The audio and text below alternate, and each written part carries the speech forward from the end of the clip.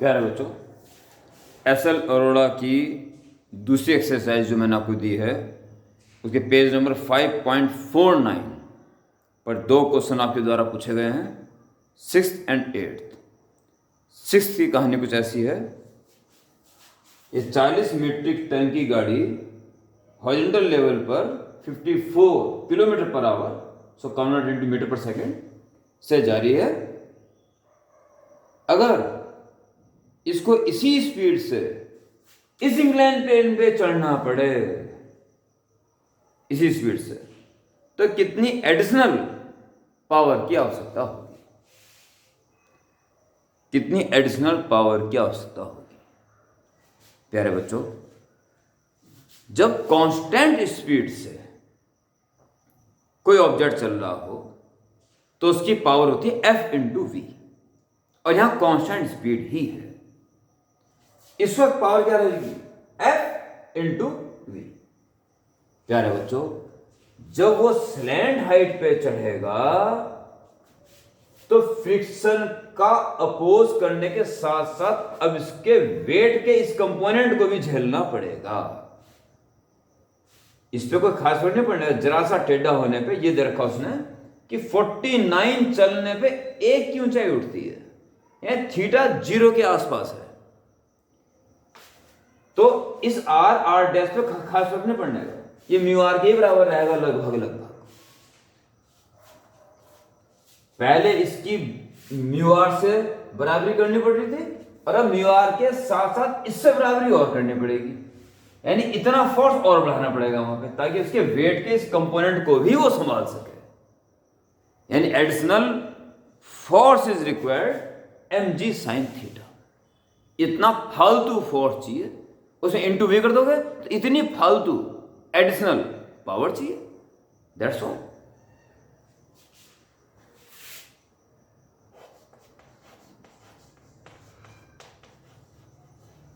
Additional power required is equal to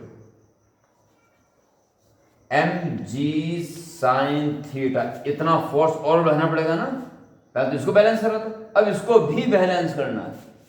इतना force और बढ़ाना पड़ेगा, इतना अतिरिक्त फोर्स इनटू वही स्पीड।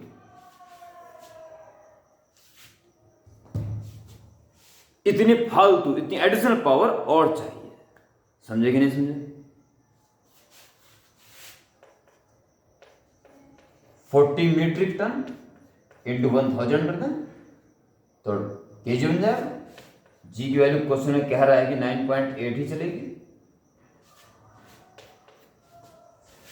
और जी आपका साइन थीटा परपेंडिकुलर हाइपोटेन्यूस 1/49, और स्पीड 15 ही मेंटेन रखनी है, 15 मीटर पर सेकेंड। ओके, इतने कैलकुलेशन आपको दिखनी चाहिए, बस एक लाइन आ जाएगी आराम से। देखिए जरा, इस 0 से तो पॉइंट आ दीजिए, ठीक है, और 49 2 जा, ठीक, और ये हो गया आपके पास 15 30, 30 इंटू 4 120 इंटू 10 क्यूब वाट। 10 क्यूब हटा दो 1000 को तो किलो वाट। इतनी एडिशनल पावर की आवश्यकता पड़ेगी। ओके, अब मैं क्वेश्चन नंबर 8 रीड करता हूं, और इसके बाद क्वेश्चन नंबर 8 देखिए, और इसके बाद जो भी आपको दिक्कत आ रही हो तुरंत ऑनलाइन मुझे बता दीजिए, मैं तुरंत उसका सॉल्यूशन भेज दूंगा। Now question number 8, wait.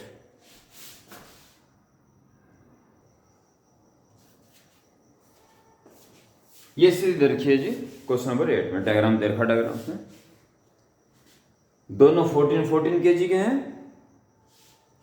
निसंदेह ये फिर जगह पूरा वेट काम कर रहा है, यहां तो एक कंपोनेंट ही काम करेगा, तो ये फिर जगह से, और वो कह रहा है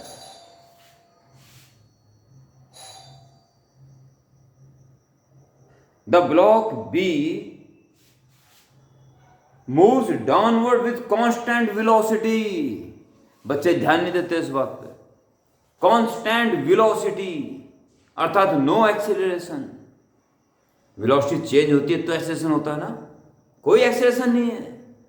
F equal to M A, अगर एक्सेलरेशन नहीं है तो नेट फोर्स भी फिर जीरो। वेरी इंपॉर्टेंट पॉइंट, कोई ध्यान नहीं देता इस बात पे। हमेशा सोचते हैं नीचे जा रहा है तो इसका वेट टेंशन से बढ़ा रहा होगा, F equal to M A ठोक देते हैं उठा के। अरे ए जीरो है तो नेट फोर्स जीरो। अगर डोरी में टेंशन T है तो इसका वेट हो जाएगा 14G, 14G, और इसका वेट नीचे 14G, बदले में रिएक्शन R, इसको तोड़ दें, ये 30 है तो ये भी 30 होगा। 14G cos 30, 14G cos 30 और 14G sin 30, ओके। और ऊपर जाने की कोशिश, मतलब ऊपर जा रहा है कांस्टेंट स्पीड से, तो फ्रिक्शन फोर्स नीचे काम कर रहा है,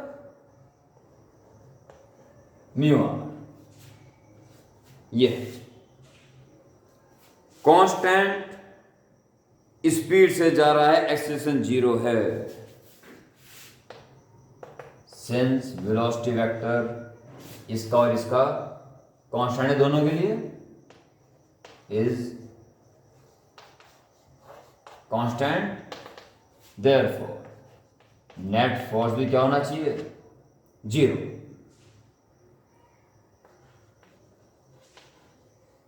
बी की बात करें जी, अगर नेट फोर्स जीरो है तो T should be equal to 14G, okay. दिख रहा है क्लियर? हाँ जी दिख रहा है कांस्टेंट, ठीक है, 14G फॉर ए T, और इधर लग रहा 14G sin 30 plus mu are, और दोनों इक्वल हो चुके तभी कांस्टेंट स्पीड से जा रहा है। T इक्वल्स 14G sin 30 यानी कि 1/2 प्लस म्यू आर। इक्वेट कर दें, इक्वेशन 1 इक्वेशन 2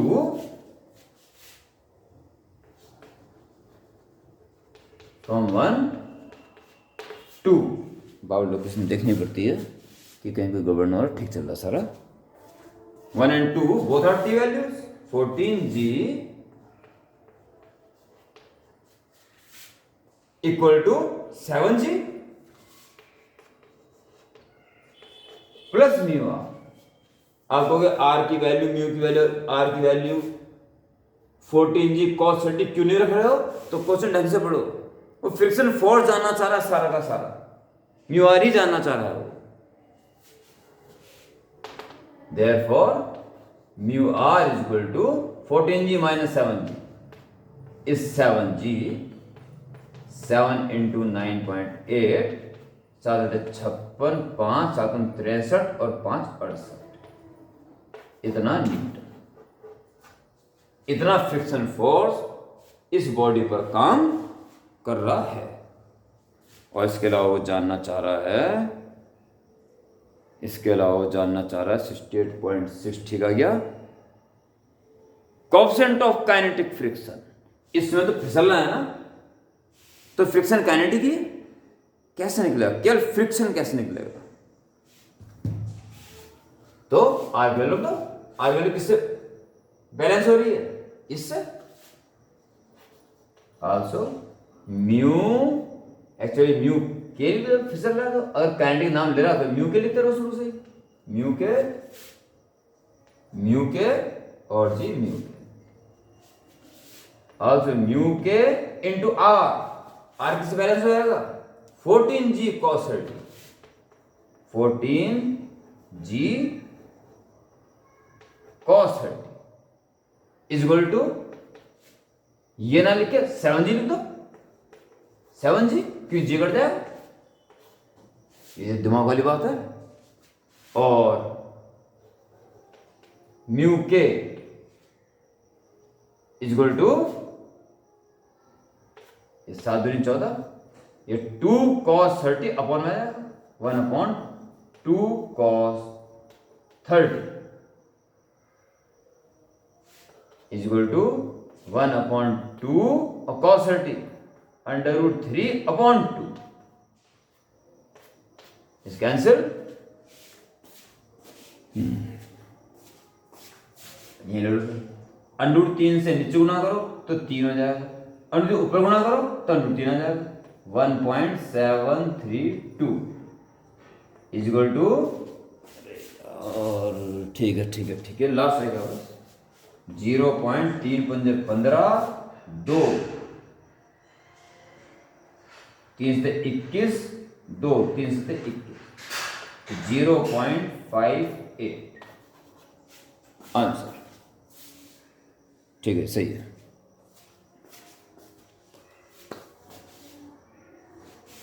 बस ये कुछ नहीं। और अगर ये कांस्टेंट मोशन ना होता, एक्सीलरेटेड मोशन होता, इसलिए क्या करता मैं 14g - t is equal to ma